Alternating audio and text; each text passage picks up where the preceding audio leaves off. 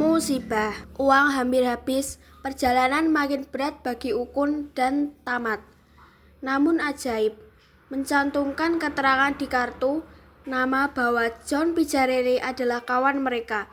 Sedikit banyak membuat mereka terbantu.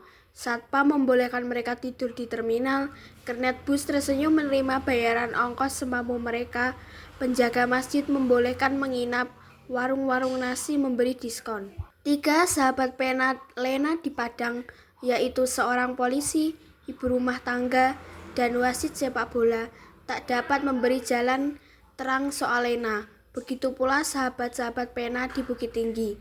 Sambil menatap jam gadang, Tamat mengempaskan koper aluminium itu. Mereka memeluk diri sendiri untuk mengatasi dingin Bukit Tinggi. Persis Sabari, yang lontang-lantung aut-autan di Belitung. Keadaan Ukun dan Tamat morat-marit menyedihkan.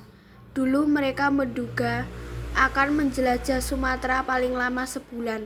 Nyatanya sudah lebih dari 2 bulan.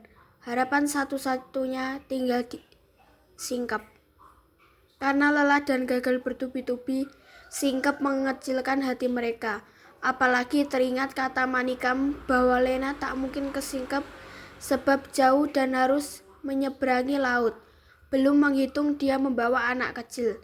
Tapi kita harus ke sana, Boy, kata Ukun menyemangati Tamat.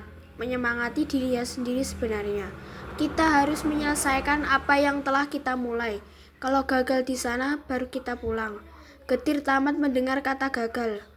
Ngeri dia membayangkan Sabari berjalan hilir mudik di pasar Belantik tanpa menyadari bahwa dirinya tak bercelana. Namun, situasi mereka runyam. Persoalannya bukan hanya harapan yang kecil untuk menemukan Lena dan Zoro di Singkep, melainkan ada soal pelik lain, yaitu duit sudah habis. Neraca keuangan mereka bolehlah disebut defisit tingkat gawat. Namun takkan mereka menyerah demi kawan mereka, Sabari. Mereka mencari kerja di kawasan Pasar Aur Kuningan Bukit Tinggi. Menggulung dinamo memerlukan keterampilan khusus yang tak sembarang orang bisa. Perlu pengalaman bertahun-tahun untuk bisa ahli. Di sisi lain, banyak orang perlu tukang gulung dinamo. Oleh karena itu, dengan mudah Ukun mendapat pekerjaan. Adapun Tamat, dengan menerapkan prinsip bersedia bekerja apa saja asal diberi makan, tak terlalu susah pula mendapat pekerjaan. Rupiah demi rupiah mereka kumpulkan untuk dapat berlayar ke Singkep serta membiayai ongkos pulang ke Belitung dari Singkep nanti. Akhirnya, jumlah yang mereka perlukan terkumpul. Sambil tersenyum lebar, Larissa membuka pintu sedan Datsun 1967-nya yang pedal gasnya harus diperlakukan dengan tingkat membelai pacar baru sebab jika terlalu kasar menekannya, mobil biru mentah itu pandai terbatuk-batuk. Niel masuk ke mobil lalu mereka meluncur ke kopinya untuk mencari informasi soal Lena dan Zoro. Di sana, mereka mengunjungi rumah keluarga paman Larissa dari pihak ibunya, yang menerima mereka dengan sikap menahan tawa.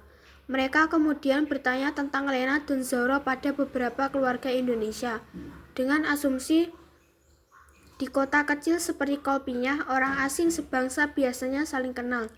Sayangnya tak ada yang kenal. Sesuai perjanjian antara Larissa dan ayahnya, mereka akan mencari informasi tentang Lena dan Zoro di kota-kota di Northern Territory saja, karena begitulah tanda yang dibaca oleh Pak Tuan Niel lewat pesan yang dibawa penyu itu.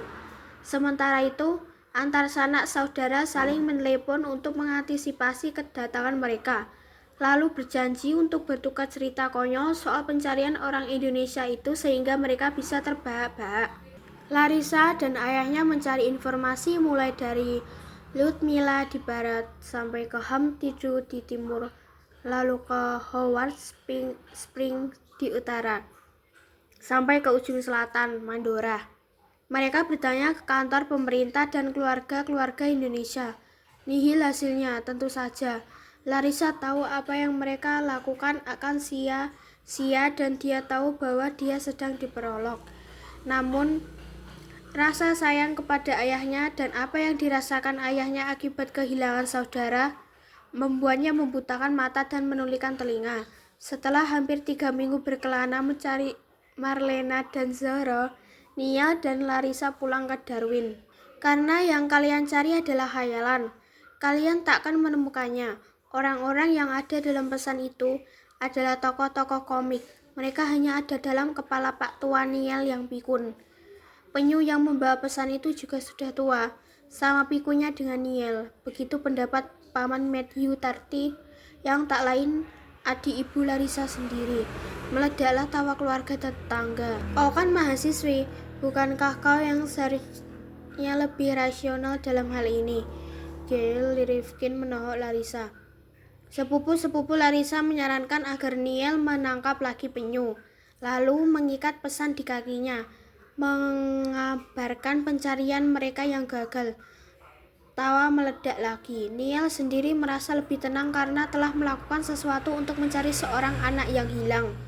Kegagalan yang pahit adalah lebih baik daripada hanya berpangku tangan. Dimintanya Larissa menulis surat untuk Sabari, sebuah surat yang mengabarkan bahwa dia telah mencoba mencari Lena dan Zoro sekuat kemampuannya seantero Northern Territory, tetapi tak berhasil. Oleh karena itu, dia minta maaf dan semoga suatu hari nanti Sabari menemukan anaknya. Larissa melihat alamat seadanya yang tertulis di plat aluminium itu. Dia berkecil hati. Tak mungkin surat bisa sampai dengan alamat seperti itu. Tetapi sekali lagi dia tak mau melukai hati ayahnya. Surat dikirim ke Indonesia. Jawaban tak kunjung muncul. Niall dan Larissa semakin menjadi bulan-bulanan. Adapun Ukun dan Tamat, setelah menempuh perjalanan selama 2 hari 2 malam, akhirnya tiba di Singkep. Langsung mereka menuju alamat sahabat Pena Lena di sebuah kampung di daerah Dabo. Jauhnya kampung itu mereka naik beragam kendaraan, mulai dari bus mini, angkutan desa, mobil bak pengangkut sayur, truk tambang, dan akhirnya berjalan kaki belasan kilometer. Menjelang sore mereka sampai di kampung itu, tetapi mereka heran karena kampung itu sangat sepi, seperti kampung yang telah ditinggalkan manusia. Mereka berjalan menyusuri jalan yang panjang. Rumah-rumah tipikal permukiman buruh tambang berhadap-hadapan. Terdengar bunyi radio atau televisi dari rumah-rumah yang tertutup. Warung-warung juga tutup. Sesekali orang melintas cepat naik sepeda dengan wajah cemas. Begitu sedih suasana, sampai kambing-kambing yang diikat di pagar rumah tampak murung. Ayam-ayam yang berkeliaran tak banyak ribut. Anjing duduk termangu-mangu. Jangankan menyala, menggerung saja tidak. Terasa benar kampung itu sedang dilanda duka yang mendalam. Ukun mau bertanya apa yang terjadi, tetapi tak ada siapa-siapa. Tiba-tiba melintas seorang perempuan menyeberangi jalan, ingin ke rumah tetangganya. Ukun menghampirinya. Maaf Kakanda, gerangan apa yang sedang terjadi? Mengapa sepi sekali? Mata perempuan itu merah karena habis menangis. Mengapa bersedih? Tanya Tamat. Perempuan itu heran menatap Ukun dan Tamat. Tak tahukah kalian ada musibah? Tamat terkejut. Musibah apa kak? Lady Diana meninggal.